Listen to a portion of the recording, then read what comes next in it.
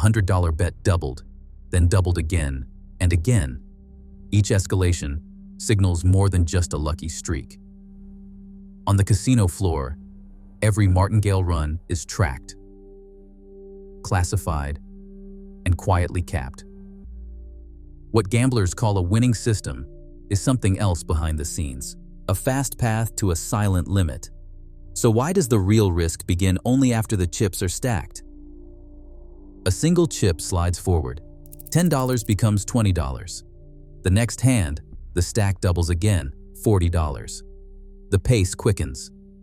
$80 now sits where $10 started.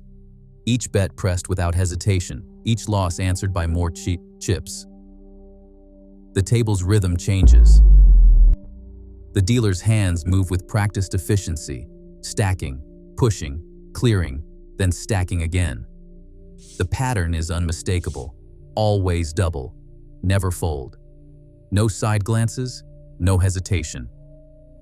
Just the mechanical build of risk. Chips pile up, the colors changing as denominations rise. The escalation is silent, but every movement sharpens the air around the felt. This is not a lucky streak or a casual flutter. It is a sequence, visible in the growing stack and the shrinking space between bets. 10, 20, 40, 80, each round feeding the next, each loss fueling the next escalation. The table holds its breath as the progression continues, the stack now tall enough to draw attention without a word. The ordinary flow of play has vanished, replaced by the unmistakable logic of doubling until something breaks. A dealer's hand hovers, motionless, for just a moment, a single second stretched longer than the rest. The chips are still, the felt untouched. Nothing breaks the silence, except the faint hum of overhead lights. On a nearby monitor, a camera lens pivots, tracking the table as if drawn by a magnet. The pause is brief, almost invisible, but it is not an accident. In the background, a pit boss glances up, eyes narrowing on the pattern unfolding. Routine verification, a check of the stack.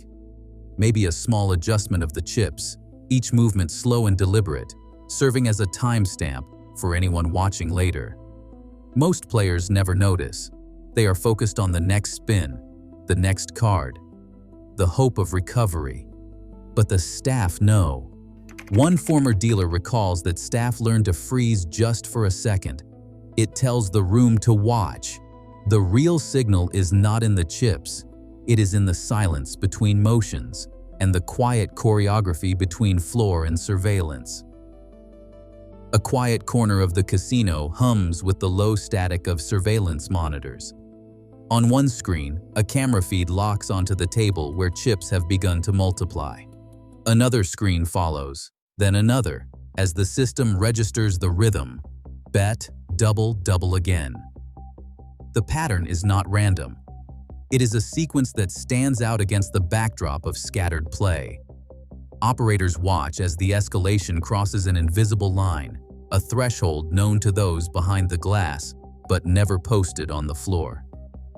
A progression tag appears on the interface, marking the session for closer review. The feeds blink, and the table's image is boxed in red. A former surveillance operator speaks in a filtered, distant voice. "We did not care about the win. We watched for the moment the doubling became a pattern, 4 times in a row, and the system paid attention." The player remains focused on the felt, unaware of the silent pivot from floor to grid. In the control room, the session is no longer just another hand. It is a flagged event, tracked and logged, waiting for the next move. A table limit sign sits in plain view, numbers printed in bold, $10,000 maximum. The stack on the felt grows, each chip pushing the total closer to that ceiling. Hands move chips, but the pace slows as the pile approaches the posted cap. This is where the Martingale progression meets its hard stop, a boundary that does not care about the next spin or the player's plan. The system is designed around this point. As the stack nears the limit, the cage is quietly notified. Funds are tracked, not for payout, but for maximum risk. Locked drawers and sealed drop boxes hold the chips, ready for review. The math is simple. After 10 losses starting at $10, the next bet would need to be $10,240, already over the line. The table will not accept it. The cage holds the money. The game holds the limit. An anonymous former cage staffer described it in a filtered, flat voice. It was never about the win. Once the stack was close to the maximum, we watched exposure, not the payout. The drawer stayed locked until the pattern broke. What matters is not the color of the chips or the outcome of the next hand. It is the system's control over risk, silent, mechanical, indifferent to luck. A dealer stands, then steps away. Another takes their place, without a word. The chips remain, the cards wait, but the rhythm shifts. This is not a break for lunch or a routine rotation. The change is silent, deliberate. A new set of hands, a new face behind the table. No one announces a reason. The player who pressed their luck now faces a different dealer, one who moves with the same composure but brings a fresh star to the table's memory. Sometimes the table itself empties as quietly as it filled. Chairs are left vacant, the felt untouched. The pit boss may drift by, pausing just long enough to count the chips, then moving on. Limits have not changed, but the energy has.